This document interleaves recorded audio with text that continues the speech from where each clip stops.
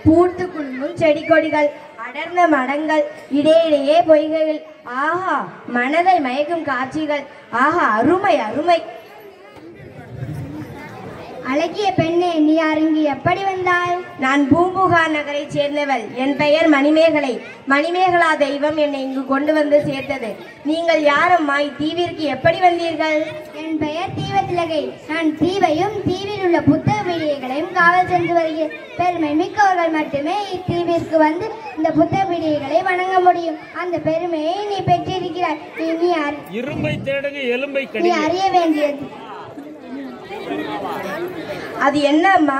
நாம் எதிரில் பூக்கள் நிறைந்து விளங்குகின்றன. பொய்கையை பார், இதற்கு கோமுகி என்னும் பெயர். கோ என்றால் பசு, முகி என்றால் முகம். பசுவின் முகம் போன்று அமைந்து இருப்பதால் பொய்கைக்கு கோமுகி என்னும் பெயரை பெற்றுள்ளது. ஓ, வடிவத்திற்கு ஏற்ற பெயராக இருக்கிறதே. பொய்கைக்கு வேறு ஒரு சிறப்பும் உண்டு. வைகாசி திங்கள் முழுநிலவு நாளில் இப்பொய்கைக்கு நீரின் மேல் ஓர் அரிய பாத்திரம் தோன்றும். அது ஆபூத்திரன் கையில் இருந்து அமுத சுரபி பாத்திரமாகும். ஓ, அப்படியா? வியப்பாக உள்ளதே. ஆம், அந்த பாத்திரம் தோன்றும் வைகாசி முழுநிலவு நாள் இன்றுதான்.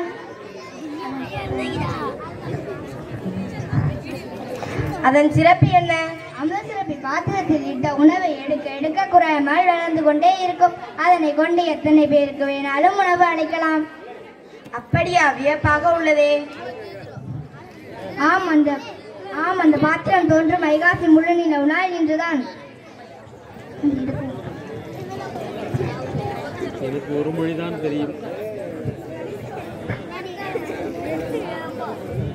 மணிமேகலே, உயிர்களின் பசி போக்கும் அமுத சுரபியை நீ பெற்றிருக்கிறாய். இனி இவ்வளவு உயிர்கள் பசியால் வருந்தாத வகையில் நீ உணவு வழங்கி உயர் பெறுவாயாக.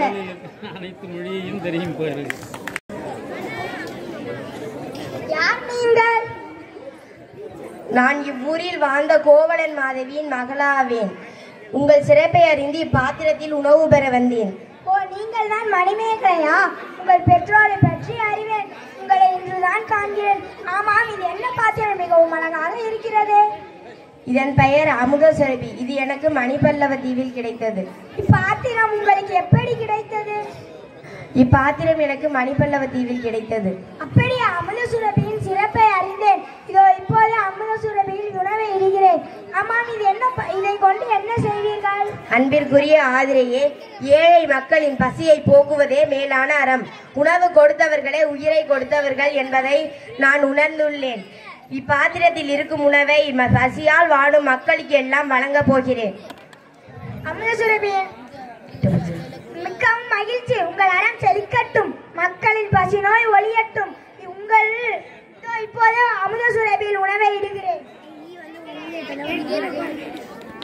நன்றி. சிறைச்சாலைக்கு இளம்பெண் ஒருத்தி வந்தாள்.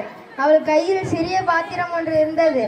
அதிலிருந்து சிறையில் இருந்த அனைவருக்கும் உணவை அள்ளி அள்ளி கொடுத்தாள். ஆனால் அந்த பாத்திரத்தில் இருந்த உணவு குறையவே இல்லை. என்ன, ஒரு சிறிய பாத்திரத்தில் இருந்து உணவை எடுத்து அனைவருக்கும் வழங்கினாளா? அப்பெண்ணை உடனடியாக அழைத்து வா. ஆகட்டும் அண்ணா.